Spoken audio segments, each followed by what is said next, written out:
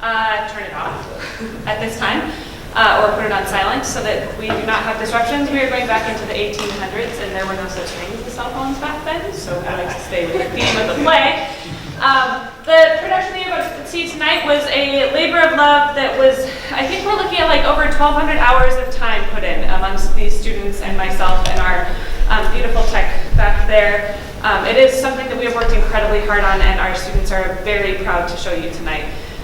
Just a couple of words of thanks. We have two masterful carpenters that came in and helped us build this set, Cameron McPhee and Connery McRae, so I want to send a big thank you to them. A thank you to VAPA for allowing us to have a grant that's helped fund this show. A thank you to Catherine Carver, who helped train our beautiful and wonderful tech crew that will be with us for years to come. A thank you to Elura Erickson and the Erickson family for providing costumes and props. And thank you to Annika Maggs as well for providing some props for us tonight. So without further ado, I'd like to present to you Mrs.Warrens Profession.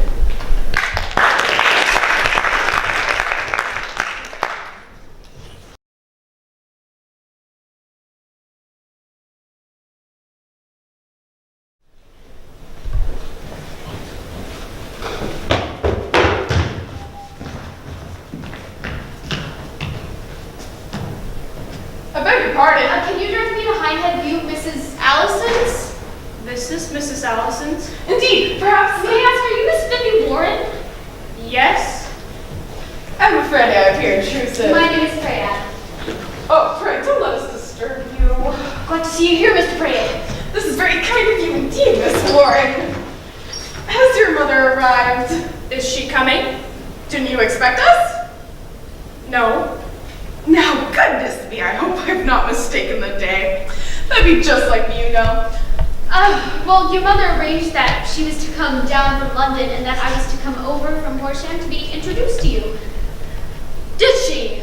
My mother has rather a trick of taking me by surprise. She hasn't come.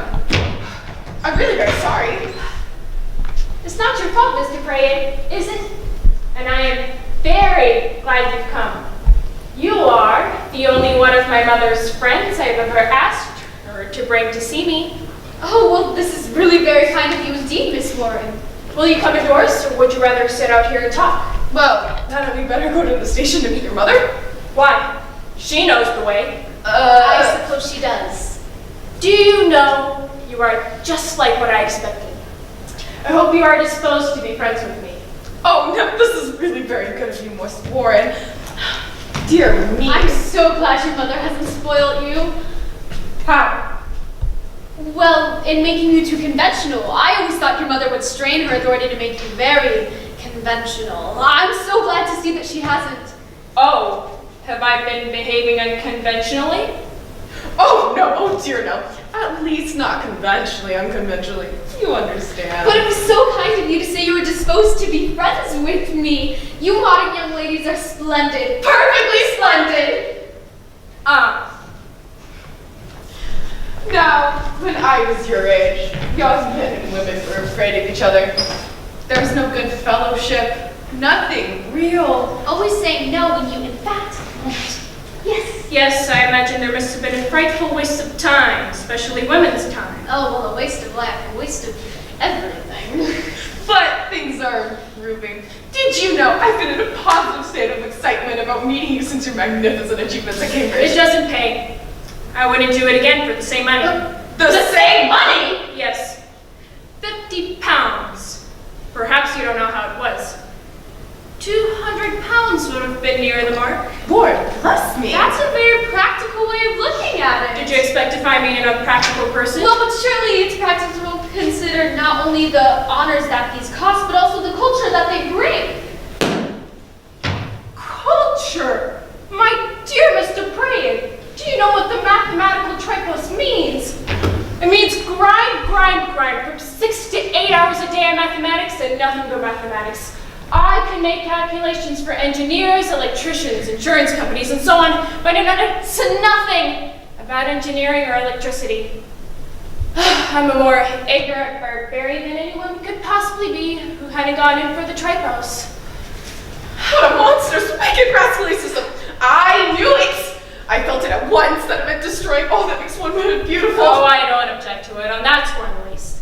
I shall set up chambers in the city and work out calculations. Under cover of that, I shall do some law, with one eye open on the stock exchange all the time. I came down here by myself to read law, not for holidays, my mother imagines. I hate holidays. You make my blood run cold. Are you to mean that you'll have no romance? No beauty in your life? I don't care for either, I assure you. You can't mean that. Yes, I do. I like working and getting paid for it. I can't believe this. I'm an artist and I can't believe this. It's only that you haven't discovered yet what a wonderful world art can open up to you. Yes, I have. Last May, I spent 6 weeks in London with Honoria Fraser. Mama thought we were doing a run of sightseeing together, but I was really working away calculations for her. I never enjoyed myself more in my life. Bless my heart and soul, Miss Warren, you cannot call this discovering art. Wait a bit. I went up to town on an invitation from some artistic people. They took me to the National Gallery, to the opera, and to a concert where the band played Beethoven. I wouldn't go through that experience again for anything you could offer me. Now you know the sort of perfectly splendid modern young lady I am. How do you think I shall get on with my mother? Well, I hope, It's not so much what you hope as what you believe that I want to know. Well, I'm afraid I'm not sure. You're very different from her ideal. Her what? Her ideal? Do you mean her ideal of me? Yes? And what on earth is it like? well, I suppose. Don't suppose anything, Mr. Praed. Hardly know my mother. Since I was a child, I've lived in England at school or at college, or with people paid to take charge of me. I've been boarded out all my life. I only see her when she visits England for a few days. Know far less about my mother than you do. Well, in that case, But what nonsense are we talking? Of course you and your mother will get on capital. Rather a violent change of subject, Mr. Praed.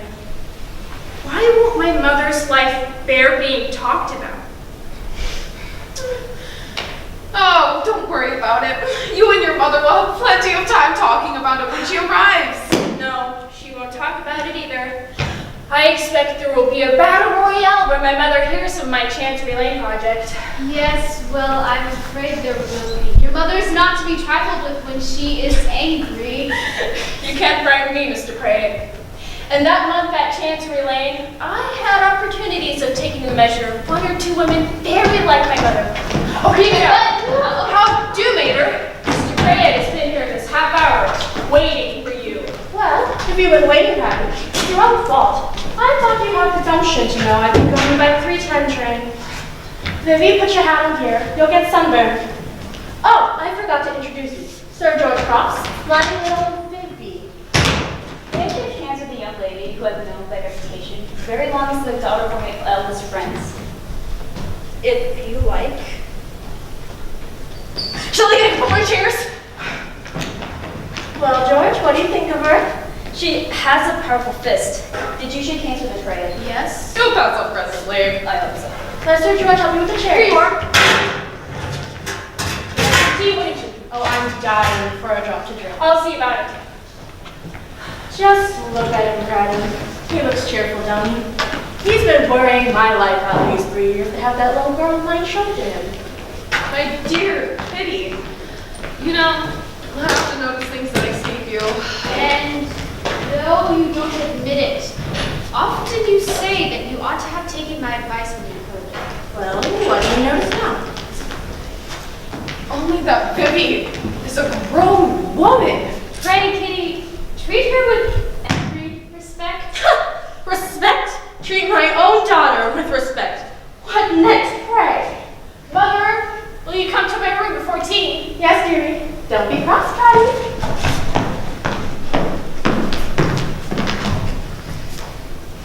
I say, Praed, Yes?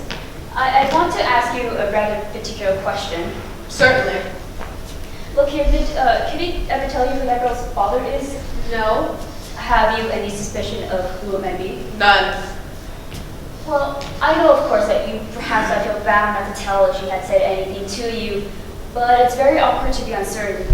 We We don't exactly know how we ought to feel towards her. What do you mean? We take her on her own merit. What does it matter who her father was? Look here, Praed. I asked you as a particular favor. If you do know, you might at least set my mind at rest about her. The fact is, I felt attracted. You what? Oh, don't be alarmed. It's quite a nice feeling.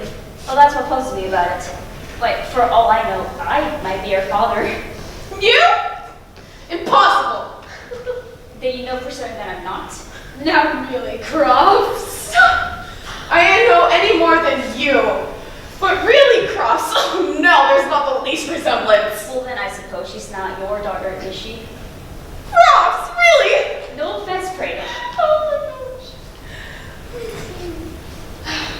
Now listen, my dear Crofts. I've never had anything to do with that side of Kitty's life. I've never spoken to her about it, and of course, she's never spoken to me about it. I know nothing more about that side of Kitty's life than you do. You surely know more than me. Can't you ask her yourself?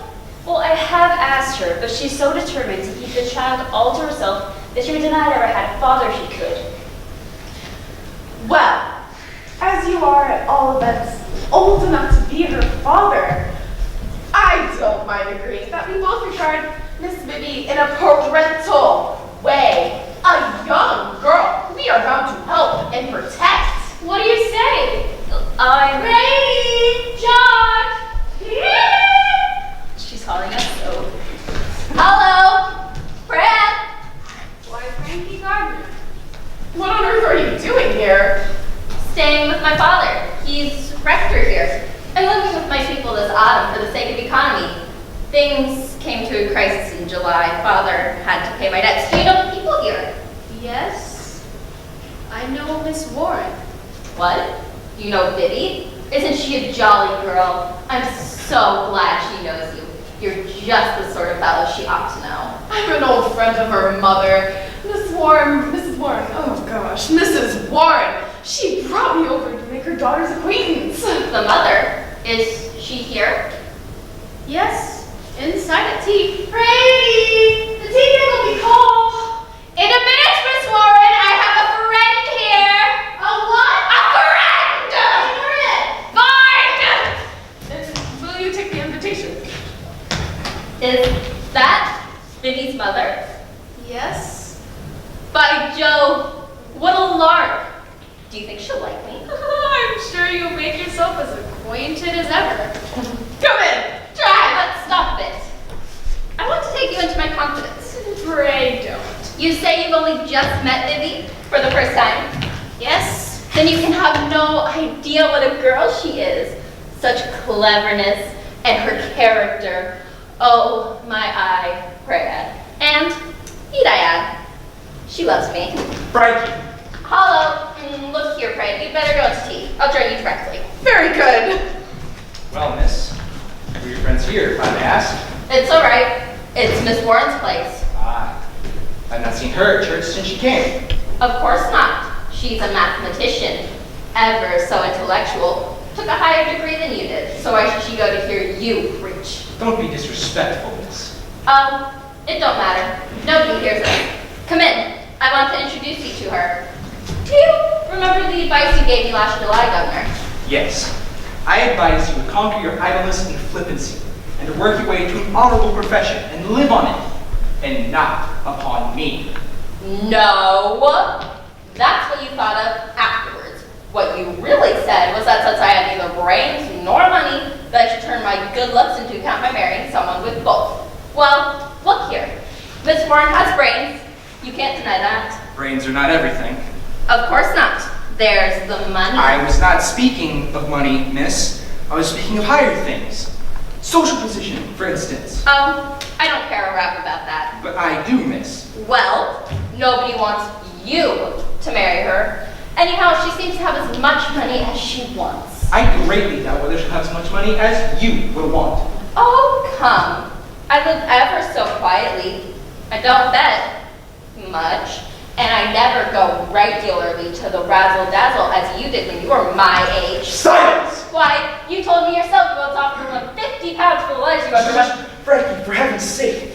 when I wrote those letters, I was putting myself in that woman's power. That was more than 20 years ago, and she has never made use of that power. You're getting worse to me than she ever did. Oh, yes. I dare say. Did you preach at her the way you preach at me every day? I leave you, miss. You are incorrigible. Tell them I shan't be home to tea. Is that your father, Frankie? I do so want to meet him. Certainly. Governor, you're wanted. My father, Mrs. Warrens. Glad to see you here, Mr. Gardner. Mother, come along. You're wanted. Let me introduce. Why, it's Sam Gardner, gone to the church. Well, I never. Do you remember me? Oh, of course you do. Why, I have a whole album of your letters still. I came across them only the other day.